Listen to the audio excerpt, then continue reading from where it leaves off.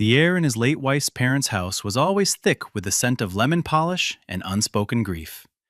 Kieran stood by the window, a paper plate of food he hadn't touched growing cold in his hand. It was the third anniversary of Lena's passing, a day that felt less like a memorial and more like a performance of sorrow he was expected to stage. He watched his daughter Amara, her beaded braids clicking softly as she showed her grandmother a drawing of a lopsided butterfly. She was the only real thing in the room. From the kitchen, the murmur of voices grew sharper. It was Chloe, Lena's younger sister. Her voice was a familiar instrument of sweet-toned condescension. He didn't mean to listen, but the sound of his own name caught him like a fishhook. "He's a good man, of course," Chloe was saying to a cousin. "Solid, dependable. But you know Lena. She was all fire and dreams. After that first fiancé broke her heart, she just wanted stability. Someone who wouldn't leave." A pause. The clink of ice in a glass. "Lena loved him. I know she did," Chloe continued, her voice dropping into a confidential, pitying whisper that scraped Kieran raw. "But he was her project, her safe place.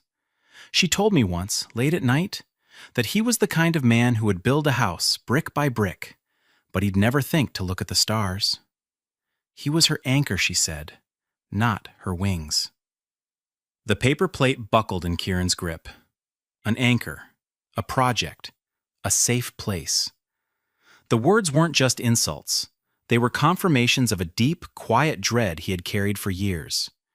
He had known in some corner of his heart that Lena's love for him had been a different shape than his for her. His was a cathedral. Hers, a cottage built to shelter her from a storm. He had worked 3 jobs, not just to provide, but to be worthy, to build a life so secure she would never feel the winds of her past again. He thought he was building a kingdom for his queen.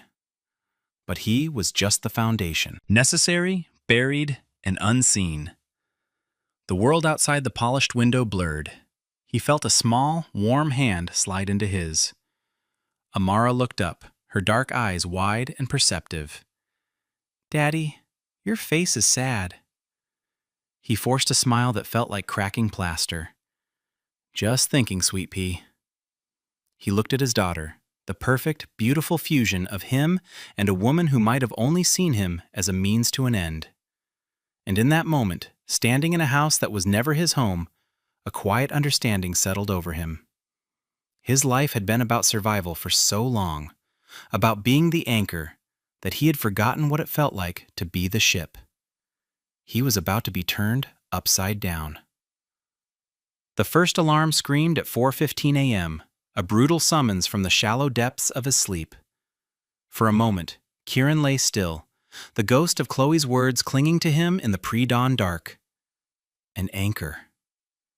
He swung his legs out of bed, his feet hitting the cool linoleum floor of his small apartment. The day didn't care about his feelings. The day demanded work. Job number 1 was the warehouse. He was a logistics supervisor, a title that sounded grander than the reality of managing inventory, placating overworked drivers, and the constant, bone-deep weariness that came from being on his feet for 10 hours. He moved through the cavernous space, the smell of cardboard and diesel fumes his constant companion. He was good at his job, efficient, respected, quiet. He solved problems with a calm that unnerved his superiors and earned the trust of the men on the floor.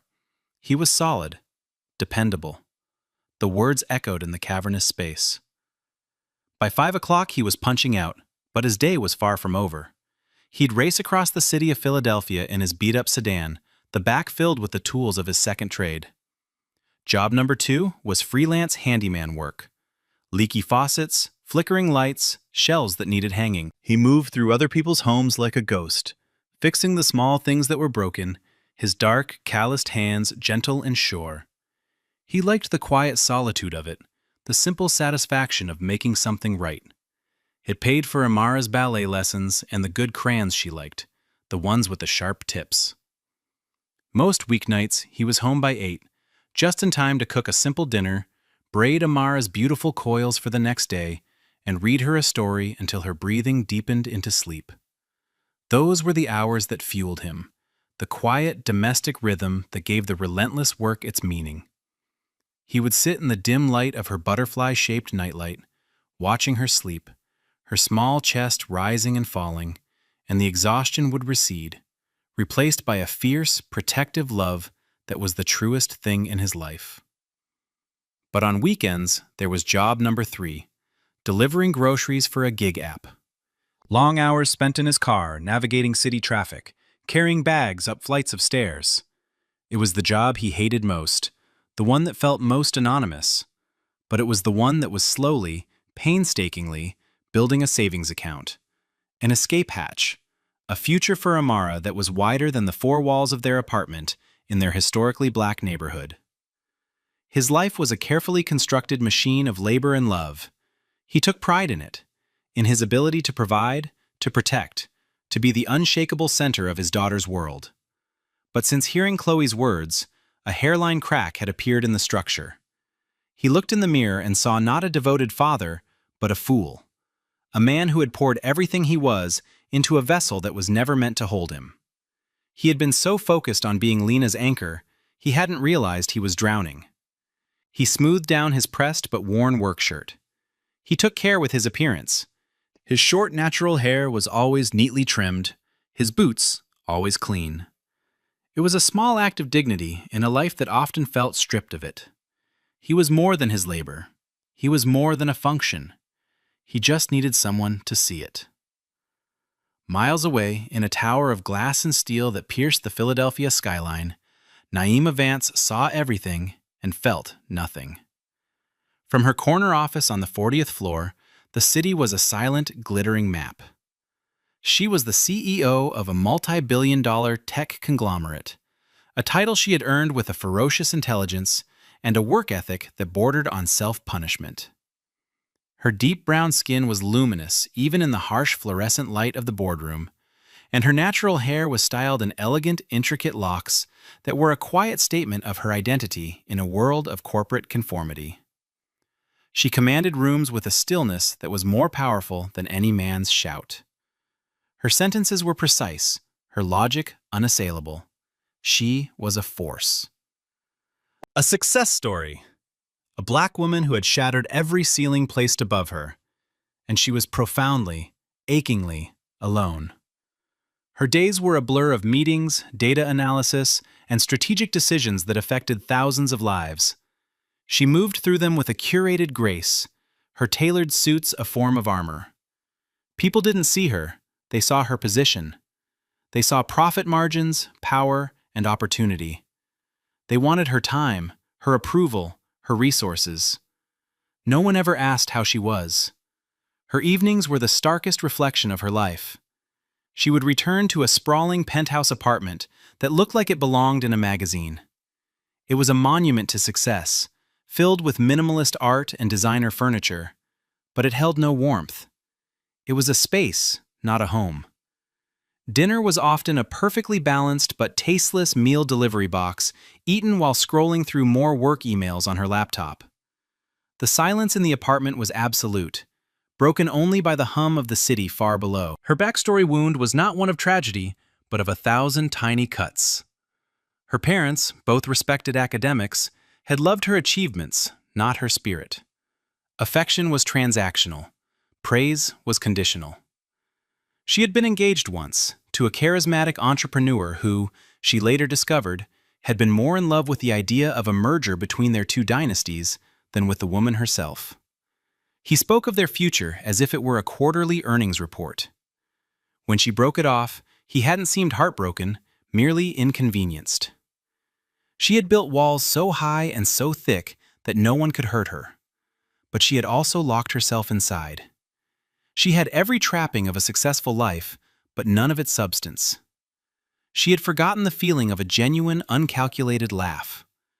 She couldn't remember the last time someone had touched her with simple affection, a hand on her arm that wasn't meant to guide her toward a photo opportunity. She looked out at the glittering city, a kingdom she had conquered, and felt like a ghost haunting her own life. She yearned for something real, something authentic, but she no longer knew where to find it, or if she would even recognize it if she did. The storm broke over the city with a sudden, violent fury. It was the kind of rain that seemed to want to wash the world away. Naima was driving, her mind still churning from a hostile board meeting where her latest acquisition was being picked apart by vultures in suits. She had taken a wrong turn somewhere in the maze of unfamiliar streets, trying to find a shortcut home, trying to outrun the tension coiling in her shoulders. Then came the sickening thud and the violent shudder of the car pulling hard to the right. A blown tire. She wrestled the luxury sedan to the curb, the engine dying as she brought it to a stop in a dimly lit, narrow street. Rain hammered against the windshield, blurring the world into a watercolor of bleeding neon and deep shadow. She tried her phone. 1% battery. It died in her hand. A wave of cold anxiety washed over her, something she hadn't felt in years. She was Naima Vance. She did not get stranded. She did not lose control. Yet here she was, trapped in a metal box, wearing a $4,000 suit, utterly helpless. Headlights swept across her car, and a battered sedan pulled up behind her. A man got out. He was tall, broad-shouldered, his dark skin slick with rain. He wore work boots and a simple jacket, and he carried a heavy-looking tool bag. For a terrifying second, her carefully curated world of security guards and private drivers evaporated, leaving only the primal fear of a woman alone in the dark. He approached her window slowly, keeping a respectful distance. He didn't peer in, just stood with his hands visible. He had a kind face, she noticed, lined with a weariness that seemed etched into his very bones. He raised his voice to be heard over the deluge. "You okay in there? Looks like you've got a flat." His voice was calm, grounded, not threatening. She rolled the window down a crack, the scent of rain and wet asphalt filling the car. "Yes, my tire. It's blown." "I can see that," he said, a hint of a gentle smile in his tone. He gestured with his head. "The spare on this model is tricky if you don't know the mechanism, and this is no weather to be learning. My place is just there, at the end of the block. You can wait inside in the warm and call a car service. The streets are probably starting to flood anyway." Her mind, trained to assess risk and calculate outcomes, screamed at her not to trust him, to stay in the locked car. But something in his eyes, a quiet, straightforward decency, cut through the noise. He wasn't looking at her expensive car or her tailored clothes. He was looking at a person stuck in the rain. She made a decision based on something other than logic. She made it based on instinct. "Okay," she said, her voice smaller than she intended. He just nodded. "I'm Kieran, by the way." He waited for her to get out, holding his large jacket over her head to shield her from the worst of the downpour as they made a quick dash for the door of a modest brick apartment building. The gesture was so simple, so unexpectedly chivalrous, it left her momentarily speechless. He unlocked the door and led her into a small, warm, and blessedly dry hallway. And from that moment, the carefully constructed world of Naima Vance began to crumble. The apartment was small, but it was alive. The air smelled of cinnamon and something savory simmering on the stove. The walls were covered in a chaotic, joyful gallery of a child's artwork. Vibrant scribbles of suns with smiling faces, stick figures, and dozens of butterflies. It was the absolute antithesis of her own sterile penthouse. It was a home. "Sorry about the mess," Kieran said, though it wasn't messy, just lived in. "My daughter's a budding artist." He took her soaked jacket and hung it on a hook by the door. "Please, have a seat. I'll get you a towel." Naima stood awkwardly in the center of the living room, feeling like a creature from another planet. Her silk blouse was damp, her expensive leather shoes were ruined. A small girl with her hair in beautiful coils and bright, curious eyes peeked out from a doorway. This had to be Amara. "Daddy, who's the wet lady?" the girl asked, her voice clear and unfiltered. I'm sorry, I didn't get your name," Kieran said, returning with a fluffy towel. "Naima," she managed to say. "This is Naima," he told his daughter. "Her car had some trouble. She's going to wait with us for a little while." Amara stepped forward, her gaze unnervingly direct. She tilted her head. "Why are your eyes sad?" Naima was floored. No adult had ever asked her that.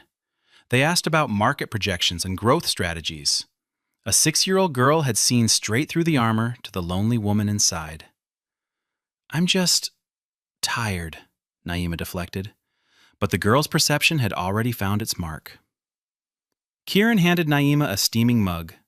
"Ginger tea," he said. My late wife, used to say it could solve almost anything." The mention of his wife was quiet, a soft note of sorrow in his calm voice. Naima took the mug, the warmth seeping into her frozen hands. She sat on the edge of the slightly worn sofa, and as the simple, unconditional kindness of the moment washed over her, a dry towel, a warm drink, shelter from a storm, offered by a stranger who wanted nothing in return, something inside her broke. A single hot tear escaped and traced a path down her cheek. Then another. She turned her head away, mortified, but Kieran had already seen. He didn't say a word. He just placed a box of tissues on the coffee table beside her and went to check on the dinner, giving her the dignity of a moment to compose herself. The next morning, Naima sent a courier to his address with a check for an amount that would have been life-changing for him. It was her way of restoring the transactional balance of her world. Kindness for money, a problem solved. By the afternoon, the same courier returned to her office with a check, torn neatly in half, accompanied by a note written in a steady, clean hand on a piece of notebook paper. "I'm glad you got home safe. You don't owe me anything." Naima stared at the 2 pieces of the check. It was the most profound rejection she had ever experienced. He didn't want her money. He didn't want her influence. He had simply been kind. The realization shook her to her core. She had to see him again. She manufactured a reason, a brilliant and plausible one. Her company was opening a new distribution center on the outskirts of the city. They needed a short-term logistics consultant with on-the-ground experience. His resume, which she had her assistant discreetly pull, showed a decade of exactly that. She called him herself, her voice all business, and offered him the contract. The pay was exorbitant, the hours flexible. He was hesitant, suspicious of the sudden good fortune. "Why me?" he asked, his voice direct. "Because your experience is a perfect fit for the project," she lied smoothly. "And because I believe in repaying decency with opportunity." He accepted. And just like that, she had a reason to be in his world. Their meeting started in her sterile boardroom.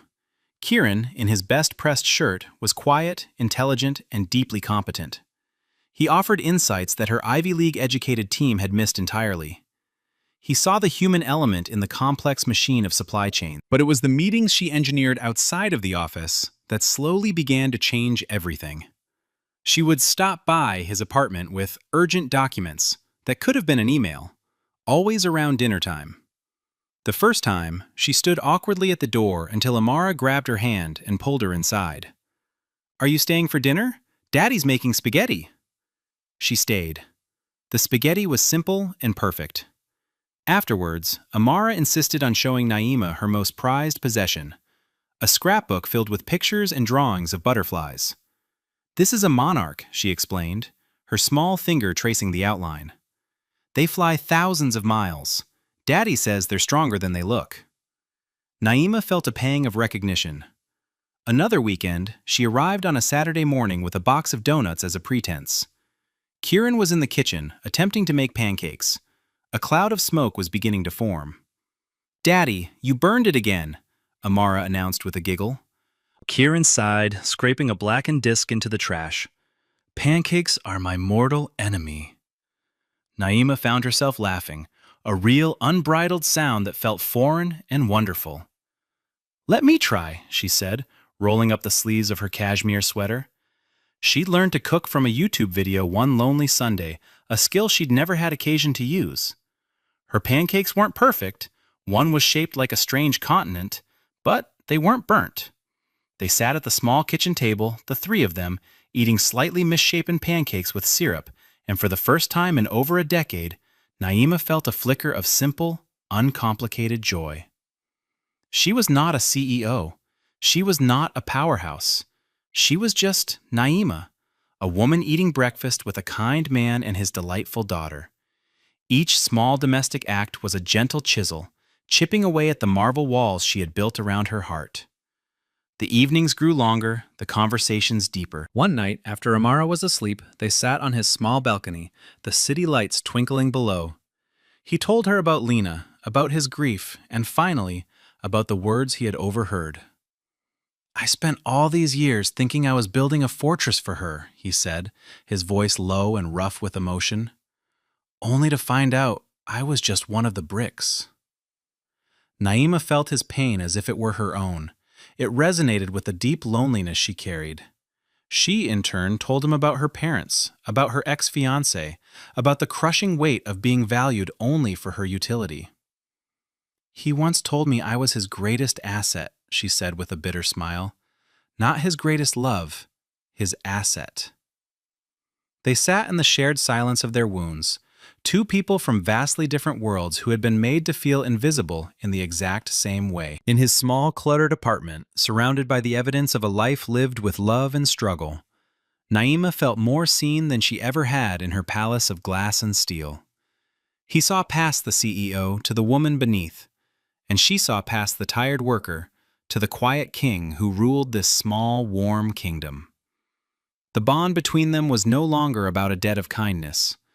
It was becoming something more fragile, more terrifying, and infinitely more precious. The world Naima inhabited did not tolerate anomalies. A multi-billionaire CEO spending her evenings in a working-class neighborhood in West Philadelphia was an anomaly it could not process. Marcus Thorne, a slick and ambitious board member who had long coveted her position, was the first to weaponize it. He was a man who saw connection only as leverage and kindness as a fatal weakness. He hired a private investigator. The grainy photos that surfaced on a notorious financial gossip blog were damning in their ambiguity. Naima, laughing on a sun-drenched Saturday, a smudge of flour on her cheek, standing on the porch of a modest apartment building. Naima, carrying a bag of groceries into the same building late one evening.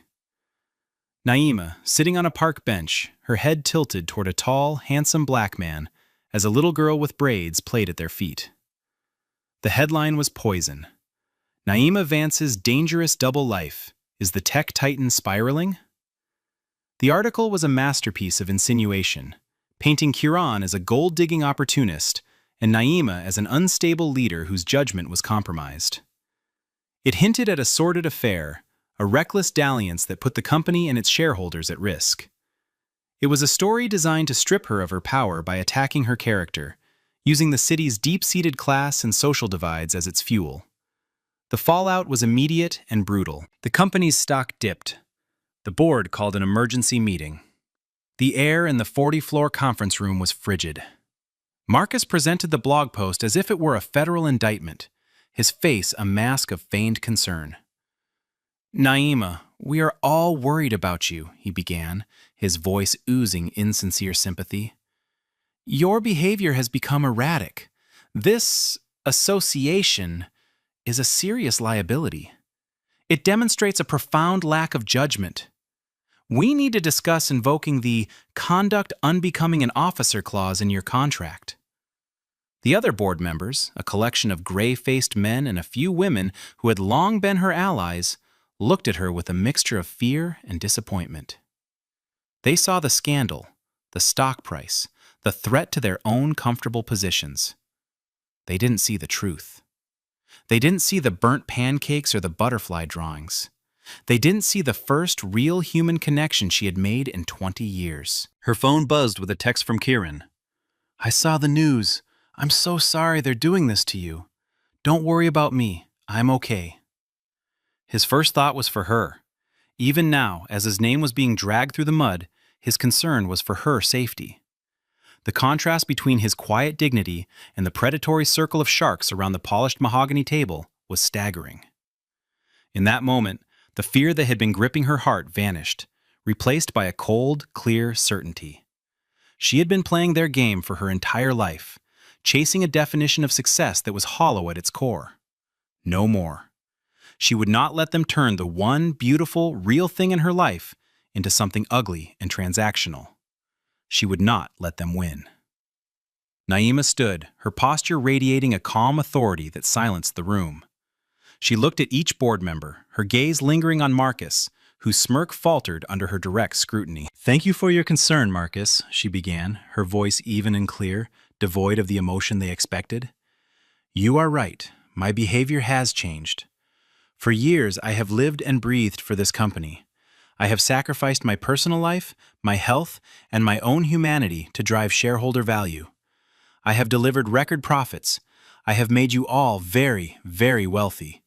And in return, I have been afforded a life of profound isolation." She paused, letting the words settle. "A few weeks ago, my car broke down in a storm. My phone was dead. I was a woman, alone and vulnerable. And a man, a complete stranger, offered me shelter without a second thought. He didn't know who I was. He saw a person in need, and he helped." She looked directly at the faces around the table. "That man is Kieran Thomas. He works 3 jobs to provide for his daughter. He is a man of more integrity, decency, and quiet strength than anyone in this room. He has reminded me what actual value is. It is not measured in stock prices or market caps. It is measured in kindness, in compassion, in the courage to care for another human being without asking, 'What's in it for me?'" Her voice grew stronger, imbued with a passion they had never heard from her. "You see the pictures in that disgusting blog post, and you see a liability, a scandal. I see the first moments of genuine happiness I have felt in my adult life. I see a man who saw me, not my title. I see a little girl who taught me that a butterfly is a symbol of change, and that burnt pancakes can be the most delicious meal in the world." She walked to the head of the table and placed her hands flat upon its gleaming surface. "For years I have allowed this company, and all of you, to define my worth. I have chased a version of success that nearly cost me my soul. I will not let you take this from me. If my association with a good, honorable man and his child is conduct unbecoming of your CEO, then it is clear I am no longer fit for the position." With a steady hand, she slid her security badge and a signed letter of resignation across the table toward the chairman. "Because I am choosing a life of value over a life of valuation. My resignation is effective immediately." A stunned, absolute silence descended upon the room. Marcus looked utterly poleaxed. He had expected a defense, a denial, a plea. He had never anticipated an abdication. Before anyone could speak, a new voice cut through the tension. It belonged to Eleanor Vance, an older black woman who had been on the board for decades and had been Naima's silent mentor. "This is the most ridiculous thing I have ever witnessed," Eleanor said, her voice rich with authority. "Naima Vance has given this company her entire life. She has just demonstrated more leadership and integrity in that speech than Marcus Thorne has in his entire career. We are not accepting this resignation. We are, however, opening an immediate inquiry into Mr. Thorne's attempts to deliberately sabotage a fellow officer of this corporation." The tide had turned. The sharks, smelling new blood in the water, turned on Marcus. Naima simply picked up her purse and walked out of the boardroom without a backward glance, not caring about the outcome. She had already won the only battle that mattered. She was free. She didn't go home. She drove, the windows down, the city air feeling fresh and new on her skin. She drove straight to the one place that now felt like a true north. She found Kieran on the small front porch of his building, fixing the wobbly leg of a small bicycle. He looked up as she approached, his face etched with worry.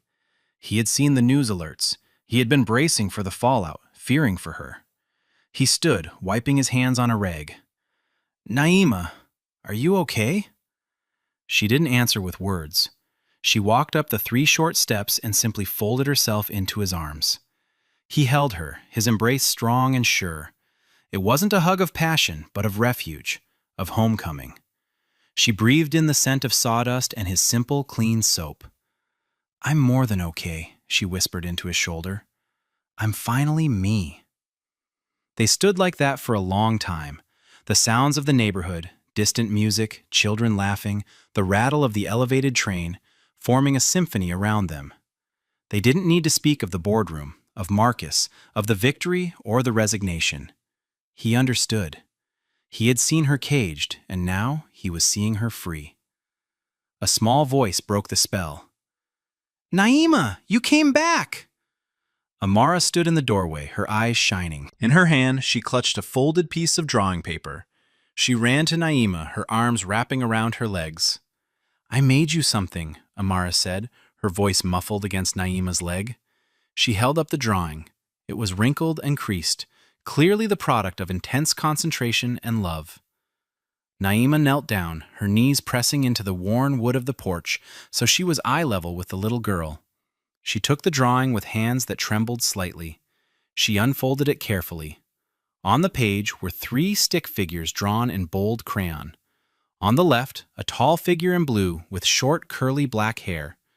In the middle, a small figure in a bright yellow dress, her hair in 2 puffy buns with beads on the ends. And on the right, a figure in a green dress, her hair drawn as long, elegant lines. All 3 figures had been colored in with the same rich brown crayon. Their stick figure hands were linked. Above them, a magnificent butterfly with wings of every color in the box soared against a bright blue sky. "That's my daddy," Amara said, pointing a small, determined finger at the tall figure. "He's the tallest 'cause he can reach the top shelf. That's me. I like yellow." Her finger moved to the last figure. "And that's you. I think you would look pretty in green." Naima's vision blurred with tears. Her heart, which she had guarded for so long, felt like it was expanding in her chest, pushing out all the old pain and loneliness. Amara's finger gently traced the connected hands of the 3 figures. "See?"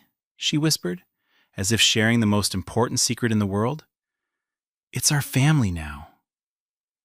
A sob escaped Naima's lips, a sound of pure, unadulterated catharsis. She pulled Amara into a fierce, gentle hug, burying her face in the child's soft hair. Over Amara's shoulder, her tear-filled eyes met Kieran's. He was smiling, a real, unguarded smile that lit up his entire face, chasing away the lines of exhaustion around his eyes. In his gaze, she saw not gratitude or surprise, but a deep, profound recognition. He was being seen. She was being seen. They were being seen, together, through the clear, honest eyes of a child. 6 months later, the golden light of late afternoon spilled over a vibrant community garden. The air was sweet with the scent of turned earth and blooming lavender. Naima, dressed in worn jeans and a simple t-shirt, her elegant locks tied back in a messy bun, pressed soil around the base of a young tomato plant. Her hands, once accustomed to the cold gleam of a smartphone, were now smudged with dirt. She hadn't gone back to the company. After the board summarily fired Marcus and begged her to stay, she had politely declined. Instead, she had used a significant portion of her wealth to establish a foundation, one that provided grants and mentorship to small, community-focused businesses in neighborhoods just like this one. She wasn't an empress in a tower anymore. She was a partner on the ground. Kieran was there, leaning against a raised garden bed, laughing at something Amara had just said. He looked like a different man. The profound weariness had lifted from his shoulders. He now worked one job, as the director of logistics for Naima's foundation, a role he was perfectly suited for. He had time now. Time to coach Amara's soccer team. Time to simply sit on his porch and watch the sunset. Time to breathe. Amara, a whirlwind of energy in a yellow sundress, darted between them, chasing a cabbage-white butterfly that fluttered just out of her reach. Her laughter was the garden's brightest bloom. The narrator's voice, warm and reflective, seemed to settle over the scene. It spoke of how family is not always the one you are born into, but the one you build. It is a garden you choose to tend, a home you construct not with bricks and mortar, but with small daily acts of love and recognition. Amara finally gave up her chase and ran to Naima, her small hands holding a treasure. It was a bracelet, woven from tough blades of grass, with a single resilient dandelion tucked into the braid. She held it out solemnly.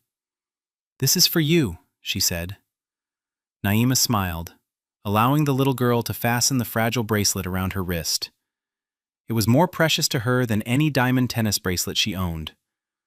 Amara looked up, her expression serious, her dark eyes holding a question she had clearly been saving for the right moment.